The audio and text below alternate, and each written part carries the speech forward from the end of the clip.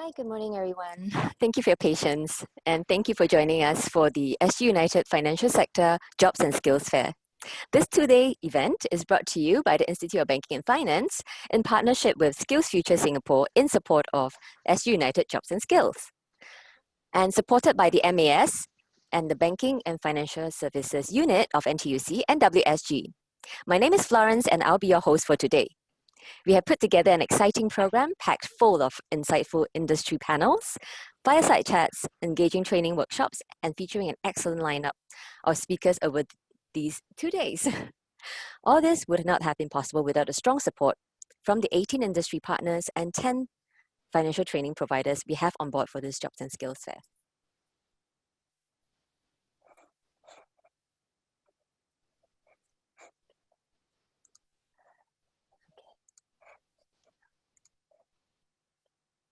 To kick off this morning's program, we are delighted to have Mr. Patrick Clay, Assistant SecGen for NTUC and co-chair of the Financial Sector Tripartite Committee, to deliver the keynote address for us. I'll now hand the time over to Patrick. Over to you, Patrick. Thanks. A very good morning, one and all. Distinguished guests, ladies and gentlemen, and all of you either in the Zoom session, visiting this very first of its kind virtual fair, as well as all of you tuning in to the Facebook Live that's being projected out there. So a very good morning to each and every one of you. I know many of you are our tripartite partners, for employers from the MAS, IBF, as well as various government entities and agencies, such as Workforce Singapore. And of course, I have many of our union leaders tuning in, so a very good morning to our sisters and brothers as well. And many of you who are either working in the financial sector or outside of the financial sector, looking at opportunities within the financial sector. So this morning in my keynote address, I will want to just give everyone an overview and sharing on what's happening in the labor market, also what's happening in the financial sector, and of course the various efforts by our tripartite partners here in Singapore, and some practical tips for each and every one of you as you go through this difficult period of time, i.e. the COVID-19 pandemic. Firstly, the labor market. I think I have both good news and not so good news. Firstly, of course, the not so good news. We all know, I think the second quarter advance labor market report was just released just not too long ago, a couple of weeks back, as well as the latest second quarter economic forecast just released 2 days ago. So I think things are looking gloomy, looking bleak. I think the labor market is getting tighter, and you are hearing and reading about various layoffs, retrenchments, and various managing excess manpower measures being exercised by many companies and businesses, and are not restricted to certain sectors, but I think across the board. We are seeing, particularly in my role, not just in the Banking and Financial Services Union, but also with the labor movement in NTUC, where we are seeing a weakening of the labor market. In particular, we are seeing also started to see many job losses. We know many unionized companies in the past couple of months have been taking various measures to manage excess manpower. But I think moving ahead, we do see many of these companies, including small, medium enterprises, micro SMEs, as well as even multinationals, facing the brunt of the COVID-19 pandemic. And I think no sector is spared. Some sectors are more deeply affected, other sectors not so. So I think it's across the board. I think many of you, particularly in running organizations and of course being part of organizations, have to bear with the various arrangements from business continuity to what I call the next normal. Not just low touch, but also having to work from home and many other arrangements. So it's not an easy time for everyone, including you and me. And all of us are trying to cope with the various challenges. So that's the not so good news. I think generally there will be retrenchments picking up. I can dare say or forecast for the rest of the year, I think retrenchments figures will go up. Likewise, also unemployment figures will go up. I think I alluded to this something like 3-4 months ago, speaking at several webinars about the challenges that the Singapore economy is facing. And right now, yes, we are in difficult times. I think not just Singapore, but in the region as well as across the globe. And it doesn't help that the fact that we are also, in fact, the past couple of years in that transformation and the digitalization journey. So that's the not so good news. I think it generally the uncertain outlook and a weakening and a recession and a global slowdown. But perhaps maybe a touch a bit on the brighter side of things. I think the financial sector, well, I think there are three major pillars: the banking sector, sector, the insurance sector, as well as the asset management sector. So these three industries play a very, very crucial role in powering our financial sector. If you look at the last couple of years, the bulk of our economic growth then was actually powered by the financial sector in a large part. And the financial sector has been able to weather various storms and challenges. We know we had the Asian financial crisis in 98, 99, 88, 89, 98, 99, sorry. And of course, the global financial crisis in 2008 and 2009. I think we have weathered various storms, including the SARS crisis in 2003. But this time, the challenge is unprecedented and calls for unprecedented actions. You heard about the 4 rounds of budgets.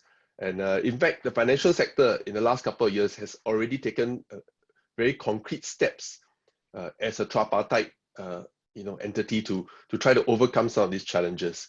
You heard about the financial sector's industry transformation map.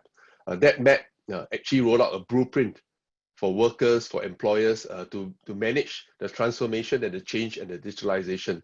However, with COVID-19 pandemic happening, I think with the low-touch economy and all of us working through the virtual world, just as me now speaking to each and every one of you, I think the whole landscape and the world operating environment has changed incredibly, and it has sped up all these efforts to digitalize and to transform.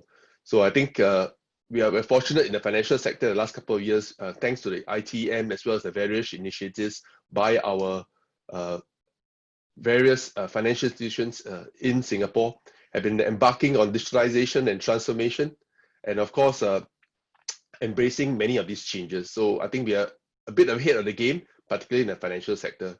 So I can dare say that although, yes, the labor market is generally weak, we are facing recession times, but I think one of the sectors that can best weather this storm or still are standing strong and resilient is, I would say, the modern services sector, which comprises the financial sector, the ICT sector, as well as the professional services sector. So I think financial sector is still holding out and holding strong and holding the line in many sense of the word. And I do urge each and every one of you who are tuning in, if you have not read 2 very, very important reports that were actually rolled out or announced or fleshed out last year, please take some time to read the reports, both even if you are in the financial sector, working in the financial sector, as well as outside of the financial sector. 2 major important reports. So firstly, the Institute of Banking and Finance's study on the impact of data and automation on jobs in the financial sector. A great report, more than 250 pages. Do plow through it if you have time. It's available online through the IBA website. At the same time, also, the other one will be the skills framework for the financial sector. Because besides telling you where the jobs are disrupted and where the transformed jobs are, we also want you to pick up the right skills to take on some of these new opportunities that come our way. Yes, all these things they were rolled out last year before the pandemic, but I must say they are still relevant today. In fact, even more relevant as the various transformation and digitalization efforts are sped up, and all of us have to stay, really relevant and resilient amidst all these new changes. And I'm glad to share that besides this IBF report, you have heard my co-chair of the Financial Sector Tripartite Committee, DMD Jacqueline Low, yesterday morning during her keynote address, sharing on the various initiatives by MAS and IBF, including with our tripartite partners in rolling out various support schemes to assist companies, businesses, and financial institutions. At the same time, also workers and those workers outside and inside of the financial sector to pick up the skills and to stay adaptable. I think it's very important. I think we have a strong support measures, various programs, activities, and including enhanced funding.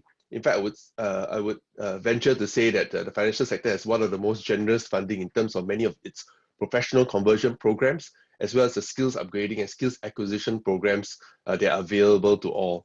So a big thank you to MAS and IBF for providing that support. And of course, not forgetting our employers. I think many of our employers have come forward, not just in the banking sector, but also in the insurance as well as asset management areas, have come forward to support SGUnited traineeships as well as our jobs and skills program, which is why we also have today's yesterday and today's virtual fair, which is catered for each and every one of you to give you insights and knowledge, hearing from the various head honchos in these three major pillars of banking, insurance, and asset management. In fact, yesterday we heard a lot from the banking leaders. Today you'll hear more, probably after my keynote address, from the insurance sector, followed by the asset management sector.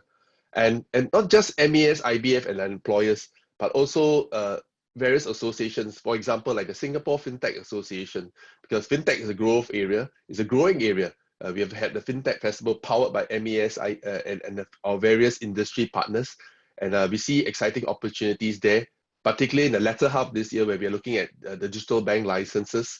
I think there will be opportunities. Again, you need the relevant skills and need to pick up the right skills to take on some of these openings. And finally, of course, not forgetting the labor movement and NTUC, together with our various unions within the financial cluster, in particular the Banking and Financial Services Union. These are difficult times. We are behind each and every one of you. In fact, it's my call out to each and every one of you, particularly if you're in the financial sector. If you're not a union member yet, please be part of the union. Join us in BFSU. We are available. We are on various social media, Facebook, LinkedIn, etc. So connect with us. We want to give you support and advice, particularly if you face workplace challenges. And like I said, now we are into uncertain times. I think we are a listening ear and also, of course, a loud voice to be able to voice your concerns and challenges. And of course, at the individual level, I hope each and every one of you,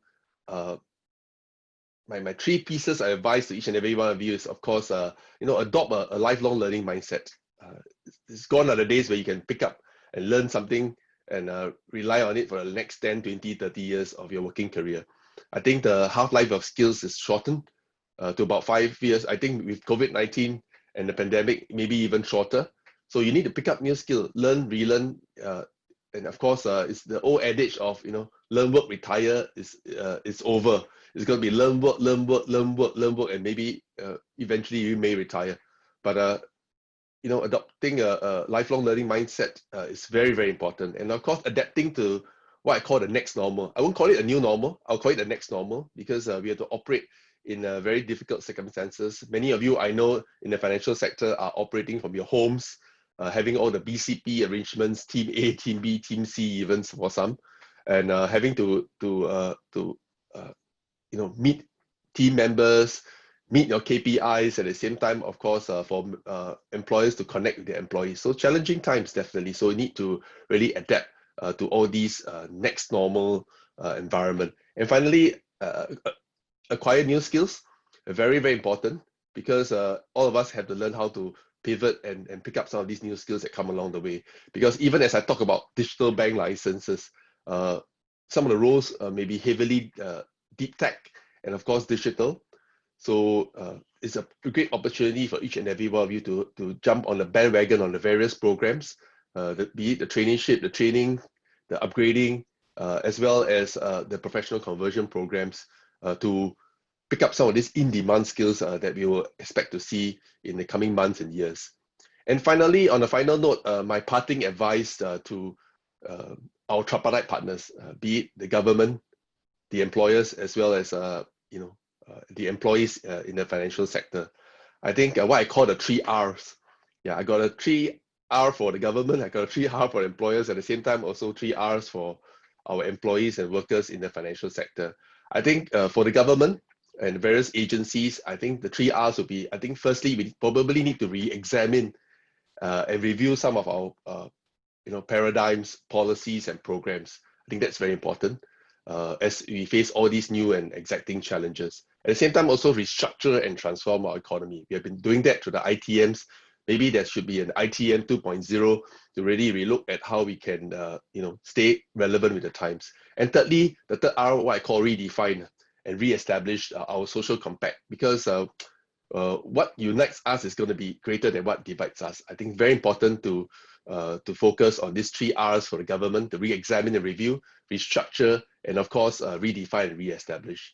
I think for employers, the 3 R's, I would say, you probably would have to reinvent yourself. The first R, reinvent and pivot. We have seen many sectors, many companies and businesses affected. In fact, the number of insolvencies have been a record high in the last 6 months.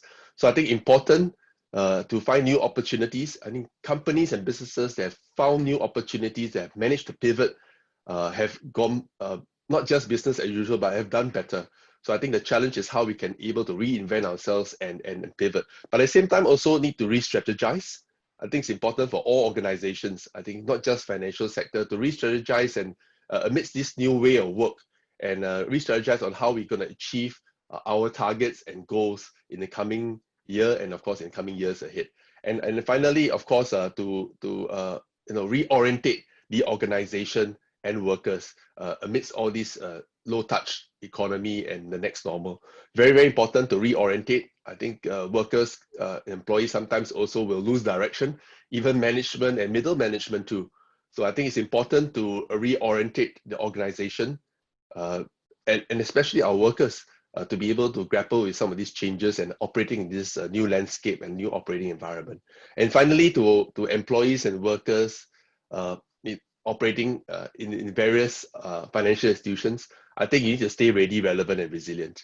Much as I shared earlier about adopting a lifelong learning mindset, adapting to the next normal, and of course acquiring new skills. I think the 3 R's I have for you will be stay ready with the new skills, relevant for the new jobs, and of course resilient to the new changes. And I hope each and every one of you, as we all together as a financial sector navigate through this as tripartite partners, and for each and every one of you, I hope all of you will continue to stay positive, stay open.